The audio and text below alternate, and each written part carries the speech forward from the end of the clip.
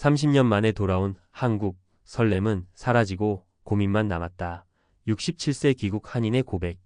서론 은퇴 후 새로운 시작일 줄 알았는데 솔직히 말해서 30년 만에 고국 땅을 밟을 때까지만 해도 가슴이 두근거렸습니다. 낯설지만 정겹고 익숙하면서도 왠지 모르게 어색한 그 공기 속에서 이제야 진짜 내 나라로 돌아왔구나 하는 벅찬 감정이 몰려왔습니다. 그동안 해외 생활이 길기도 했고 은퇴 준비도 어느 정도 해뒀다고 생각했죠. 한국에서라면 남은 인생 편안하게 보낼 수 있을 것 같았습니다. 그런데 막상 돌아와 보니까 기대했던 안정된 은퇴 생활이 쉽게 이루어지진 않더라고요. 물가며 주거며 의료며 하나부터 열까지 예전과는 너무 달라진 풍경에 적잖이 당황했습니다. 내가 알던 한국이 이런 곳이었나? 하는 생각이 들 때도 있었고 괜히 왔나 하는 후회가 솔직히 들었던 순간도 있었습니다. 오늘은 제가 직접 겪은 이야기를 솔직하게 털어놓고 싶어요. 아직 해외에 계시면서 귀국을 고민하시는 분들 혹은 이미 귀국했지만 저처럼 여러 가지 고민으로 머리가 복잡하신 분들이라면 제 이야기가 조금이라도 참고가 되었으면 좋겠습니다. 1.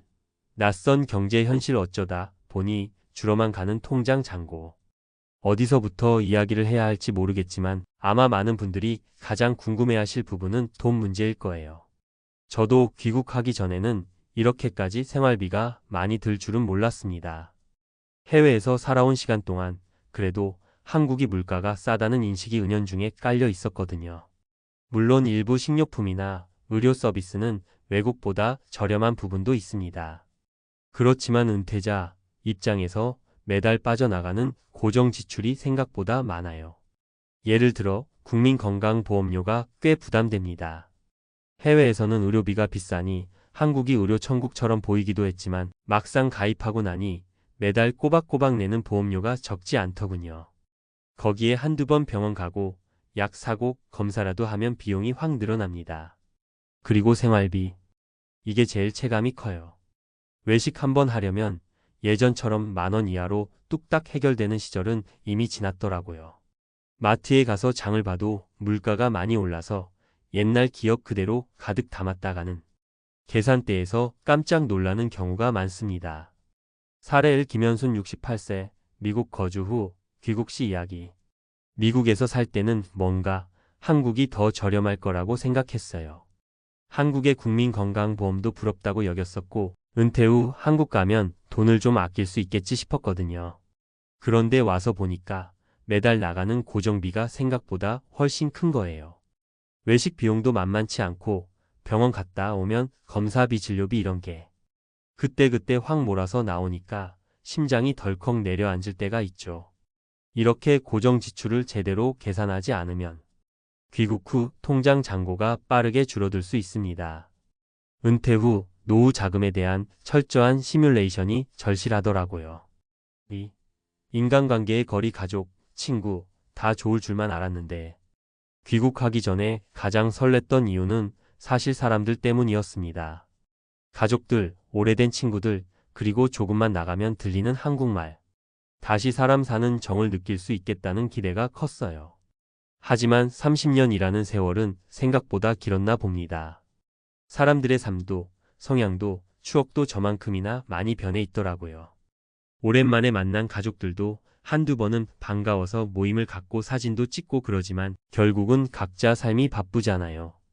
예전에는 식구들끼리 매주 주말에 만나서 식사도 하고 수다도 떨고 그랬다고 하는데 요즘은 다들 회사 일, 아이 교육, 자기 개발 등으로 시간 내기가 쉽지 않더라고요.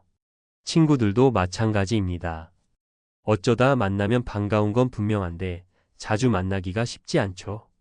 게다가 저는 해외에서 오랫동안 지냈으니 이야기 주제나 생활 패턴이 한국에서 사는 친구들과 많이 다르기도 하고요. 사례 2. 박상우 70세 호주 거주 후 귀국 시 이야기. 호주에서 은퇴하고 아예 한국에 돌아왔어요. 처음엔 예전 친구들이랑 자주 만나면서 노후엔 역시 친구들과 어울려야지 했죠.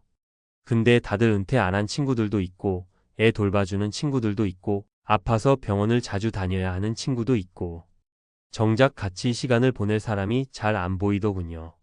가족도 몇 번 보다가 자주 보긴 쉽지 않고 그러다 보니 저도 점점 밖에 나가는 횟수가 줄고 어쩔 땐 외롭다고 느껴요.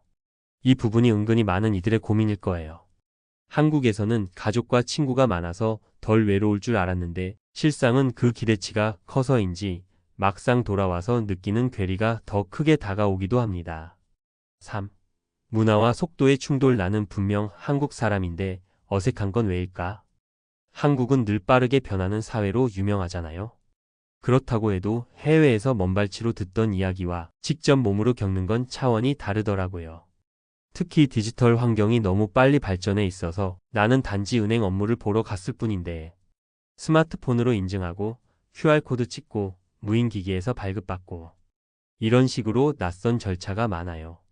인터넷 쇼핑이나 배달 앱 같은 것도 한번 쓰면 편하다는 건 알지만 처음 배우는 입장에선 벅찰 수 있죠. 또 하나는 소통 방식이 정말 많이 바뀌었다는 거예요. 카카오톡으로 단체 대화방을 만들고 메시지를 주고받고 서로의 일상을 SNS로 공유하면서 친해지고 이런 부분이 안 익숙해서 초반에 꽤 힘들었습니다. 사례 3. 이혜진 67세 일본 거주 후 귀국 시 이야기. 제가 일본에서만 35년을 살았어요.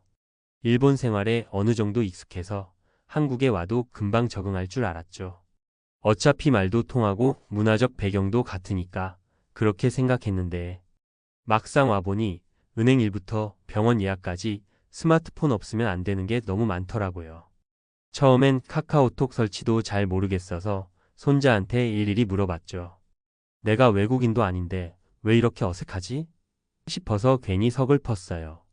이런 식으로 사소한 것 같지만 일상생활 전반에서 오는 문화 차이 혹은 기술 발전의 격차가 정신없이 느껴질 때가 많습니다. 해외에서는 그동안 내 방식대로 살아왔는데 한국에 돌아오니 전혀 다른 사용 설명서를 새로 습득해야 하는 기분이 들죠. 마무리 정답은 없지만 대비는 해야 한다. 제가 이렇게 긴 이야기를 꺼낸 이유는 결국 많은 분들이 은퇴 후 한국을 막연히 안전하고 편안한 안식처처럼 여기고 계실 수 있어서예요. 물론 한국은 여러모로 살기 좋은 나라일 수 있습니다. 그러나 해외 거주 경력이 길거나 국내 상황을 잘 모르시는 분들이라면 꼭 현실을 꼼꼼히 따져봐야 해요. 경제적 부분 물가, 건강보험료, 주거비 등을 미리 계산하고 예산을 잡아야 합니다. 인간관계 부분 가족과 친구가 예전과 다를 수 있음을 감안하고 새로운 관계도 적극적으로 만들어야 합니다. 문화기술 적응 부분 스마트폰, 무인 시스템, 인터넷 뱅킹 등 디지털 환경을 배워야 일상이 수월해집니다. 은퇴 후라는 건 사실상 다시 태어나는 기분으로 접근해야 해요. 특히 해외에서 귀국하는 경우에는 내가 분명 한국 사람임에도 불구하고 여러 가지 장벽을 느낄 수 있거든요. 한국은 내 나라니까 당연히 잘 적응하겠지 라고 생각하기보다는 새롭게 이 나라에 적응해야 한다고 마음먹는 편이 훨씬 도움이 됩니다. 저 역시 아직 완벽히 적응했다고는 못하겠어요. 가끔은 이게 맞나? 싶을 때도 있고 차라리 다시 외국으로 갈까? 하는 고민이 들 때도 있지요. 그럼에도 불구하고 한 가지 분명한 건 철저한 계획을 세운다면 충분히 의미 있는 노후를 보낼 수 있다는 점이에요. 뒤늦게서야 깨닫지만 한국이라고 해서 반드시 다 편하고 좋기만 한 건 아니었어요. 어느 나라든 장단점이 있듯이 귀국해서 사는 것도 호사스러운 부분이 있는가 하면 불편하고 낯선 부분도 생길 수밖에 없죠. 결국 중요한 건 나 스스로가 무엇을 원하고 어떤 준비를 했느냐에 달렸습니다. 이 글을 읽으시는 분들이라면 귀국을 결정하기 전에 가능한 한 정보도 많이 찾아보고 가족들과 충분히 의논도 해보시길 권합니다. 실제 사정을 알고 귀국하는 것과 막연한 환상만 갖고 돌아오는 건 천지 차이니까요. 저처럼 돌아와서야 현실을 깨닫는 실수를 하지 않으셨으면 좋겠어요. 부디 건강 잘 챙기시고 노후에 대한 꿈이 어디서든 예쁘게 펼쳐지길 바라겠습니다. 우리 모두 은퇴 후 삶의 여정이 조금이라도 더 행복하고 편안하길 진심으로 응원합니다.